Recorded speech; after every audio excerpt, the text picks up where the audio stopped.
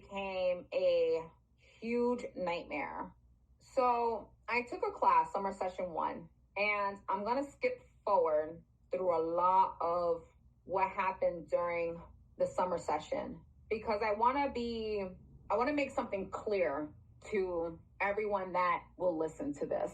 I'm not after no one specifically, but how a state college would respond in the capacity that they have.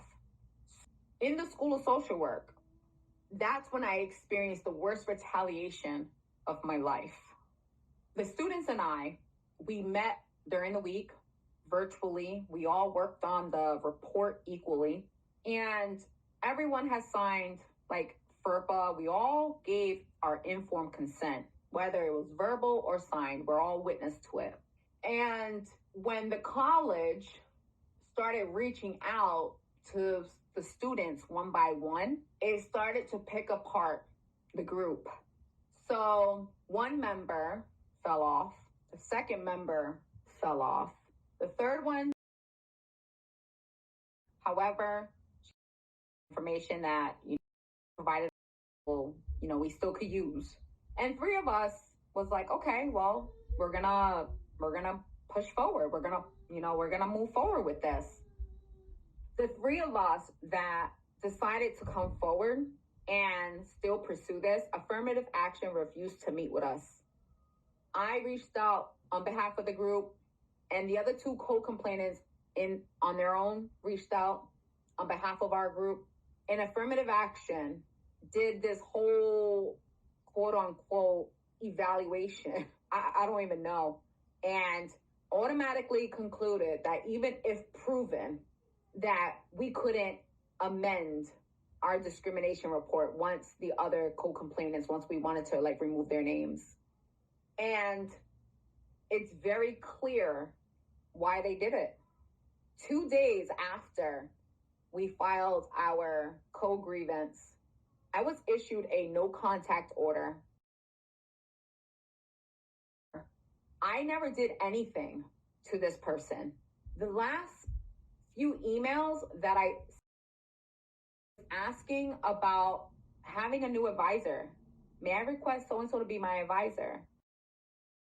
Why I was making the request.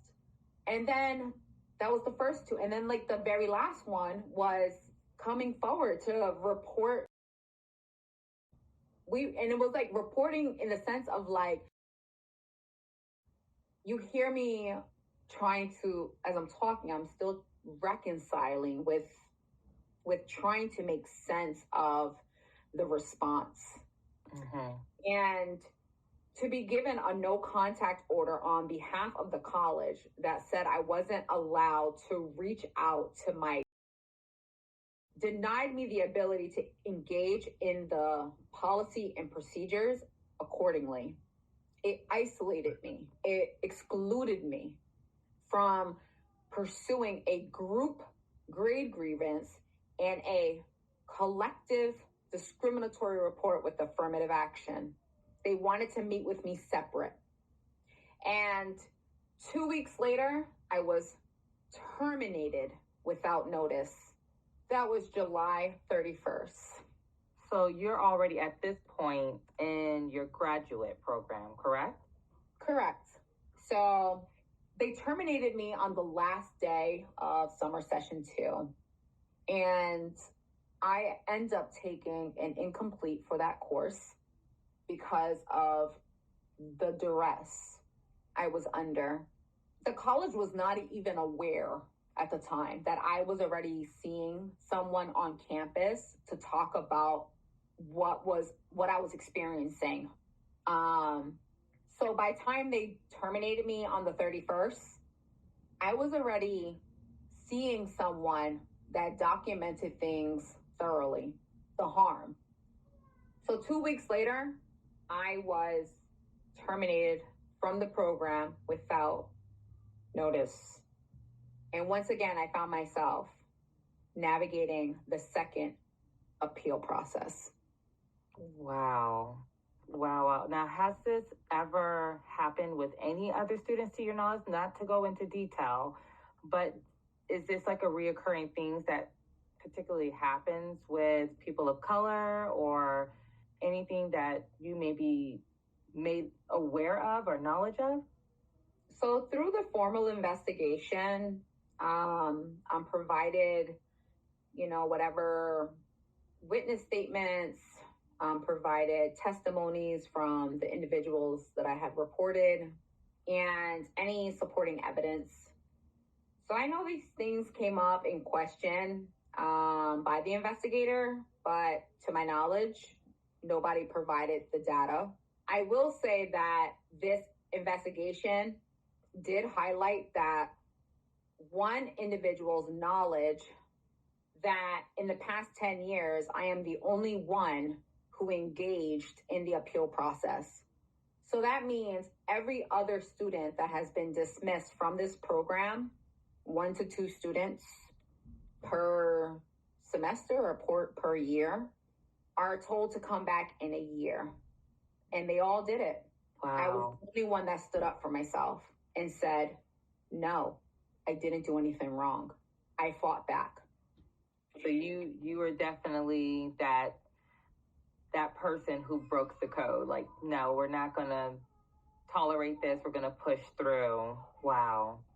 The amount of people that this has affected, if they would have stood up prior, would this have been something that you would have endured, or even people before you would have endured? I think that sometimes we get to a place where we want to mute ourselves to try to keep the peace, or not to ruffle up any feathers, because we just have the goal in sight. But this is just so much bigger than just you. It's so much bigger than just me or anyone else. It's what's ethically right, what's correct.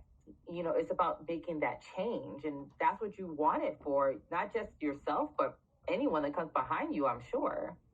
Absolutely. When you have 3 groups of students from spring of 2021, fall of 2022, and then summer of 2023, in the School of Social Work, bringing forth formally to affirmative action and the department allegations of discrimination and targeting of students of color, racism, and to my knowledge, I'm the only one that gets retaliated against. It makes